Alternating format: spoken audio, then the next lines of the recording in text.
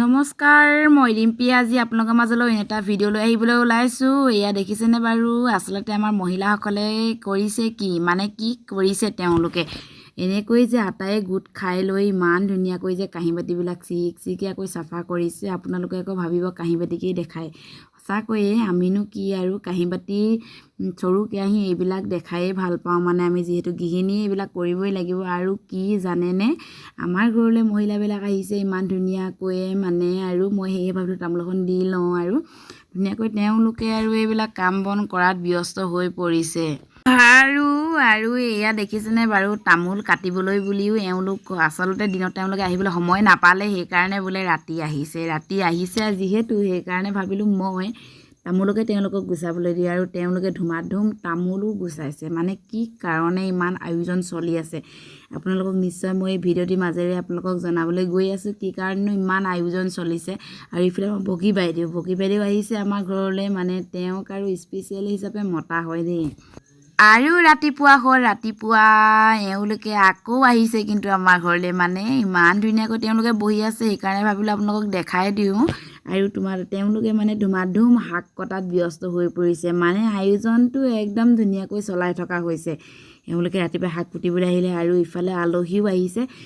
যিমানেই আলহী আহে সিমানেই মনবিলাক ভাল লাগে। আৰু কিবা কিবি দহা বিয়া এইবিলাকততো আলহী অহাটো স্বাভাৱিক, আহিবই ঘৰৰ মানুহ যিহেতু, সেইকাৰণে। আৰু আপোনালোকৰ সেইফালে কেনেকুৱা আপোনালোকে কমেণ্ট এটা কৰি জনাবচোন দেই। আমাৰ ইয়াত কি হ'ল, আমাৰ ইয়াত আটাই আহি সহায় সহযোগিতা কৰে।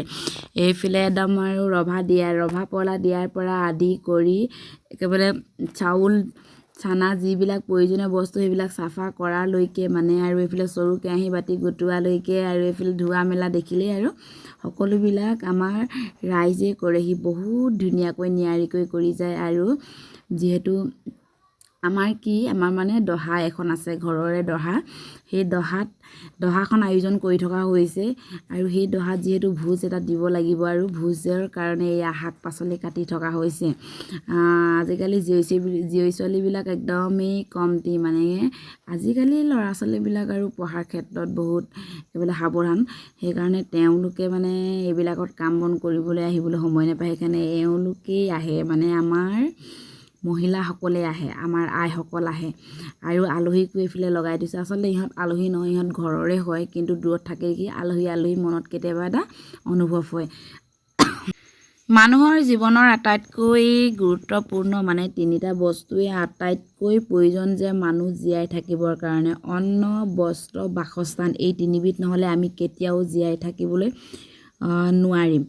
আৰু তাৰ উপৰিও আমাৰ কি প্ৰয়োজন জানেনে বাৰু? আমাৰ এই এখন ধুনীয়া সুন্দৰ সমাজ এখন প্ৰয়োজন হয়। সেয়েহে সকলোৰে সমাজৰ মাজত থাকি সকলো নীতি নিয়ম, সমাজৰ প্ৰত্যেকটো নীতি নিয়ম আমি মানি চলিব লাগে। আৰু সমাজ থাকিলে আপুনি কেতিয়াও বিপদত নপৰে। আমাৰ এই সমাজৰ মানুহবিলাক ইমানেই একতা, ইমানেই দৃঢ়তা, সমাজখন কাৰোবাৰ বিপদ এটা হ'লে তেওঁলোকে বা আমি সকলোৱে দৌৰ মাৰি গৈ তেওঁক আমি বিপদৰ পৰা উদ্ধাৰ কৰোঁ। সেইকাৰণে আমাৰ সমাজখন অতিকৈ কিছুমান মানুহৰ এনেকুৱা ধৰণৰ ধাৰণা থাকে যে গাঁও বুলি ক'লে একদম লেতেৰা পেতেৰা কিবা কিবি আৰু হাবি জংঘল তেনেকুৱা ধৰণে ভৰপূৰ হৈ থাকিব, তেনেকুৱা এটা ভাবে। কিন্তু সেয়া নহয়, আমাৰ গাঁওখন বহুত চাফা। কি হ'ল, গাঁৱলীয়া মানুহৰ গাঁৱৰ পৰিৱেশটো বহুত চাফা। আৰু যেনেদৰে গাঁৱলীয়া মানুহৰ গাঁৱৰ পৰিৱেশবিলাক চাফা, তেনেদৰে মানুহৰ মনবিলাকো বহুতেই চাফা, সুহৃদয়বান, বহুতেই সুহৃদয়বান। তেওঁলোক আমিবিলাক বহুত সুহৃদয়বান বুলি নিজকে গৌৰৱে ক'ব পাৰোঁ। কিয়নো কি কাৰণে এই কথাষাৰ আপোনালোকে নিশ্চয় গম পাইছে চাগে। যিহেতু আমাৰ গাঁৱৰ ভিতৰত এনেকুৱা ধৰণৰ এটা প্ৰথা আছে, যিটো প্ৰথা কাৰোবাৰ ঘৰত যদি আজি এমুঠি চাউল নাই, তেতিয়াহ'লে ইঘৰৰ পৰা সিঘৰলৈ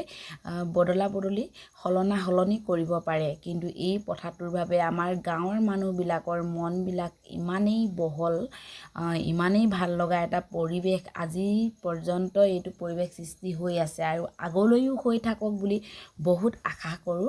আৰু এনেদৰে সদায় থাকক, আমি সদায় এনেদৰে গাঁৱলীয়া মানুহবিলাক আমি এনেদৰেই মনবিলাক ইমান বহল হৈ হৈ সদায় থাকোঁ ঠেক মনৰ মানুহ যাতে আমি কেতিয়াও হ'ব নোৱাৰোঁ আটাই এনেকুৱা এটা ভাবিব লাগে আৰু গাঁৱৰ মানুহবিলাকৰ কথা বিশেষকৈ কৈছোঁ টাউনৰবিলাকৰ কথা তেনেকৈ ক'বলৈ নাযাওঁ দেই নাজানো তেওঁলোকৰ পৰিৱেশবিলাক কেনেকুৱা আৰু যিবিলাক দেখিছোঁ তেওঁলোকৰ পৰিৱেশ তেনেকুৱা এটা আমাৰ দৰে মানে ইমান খোলা মনৰ বা খোলা চাফ চিকুণতা কেতিয়াও হ'ব নোৱাৰে টাউনৰ যিমানেই বিল্ডিং থাকক লাগে যিমানেই যি থাকক একদম তেওঁলোকৰ পৰিৱেশ আমাৰ পৰিৱেশৰ লগত সম্পূৰ্ণ নিমিলে আৰু এইফালে দেখিছেনে আমাৰ খনামুখৰ পৰা আলহী আহিলে আৰু আলহী একদম আহি পাই গ'ল কালি আৰু এতিয়া চাহ খোৱাত ব্যস্ত এইয়া আৰু আপোনালোকক একেবাৰে শেষত জনাই থওঁ যে আজি আমাৰ ঘৰলৈ ৰাতি একদম ধুনীয়াকৈ এটা দিহানামৰ দল নিমন্ত্ৰণ কৰা হৈছে আৰু সেয়া আপোনালোকক দেখাম দেই